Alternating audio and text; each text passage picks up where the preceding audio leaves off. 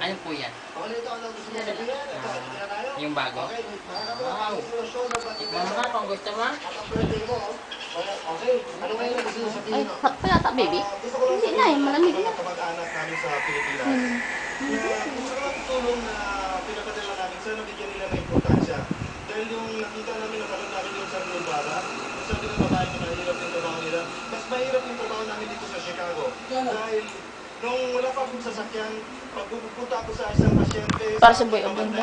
kasi private caregiver ako, naglalakad ako 5 blocks during winter. Tapos, pinapaniwala nila yung namin to. Mas mahirap yung trabaho namin. Ayaw ah.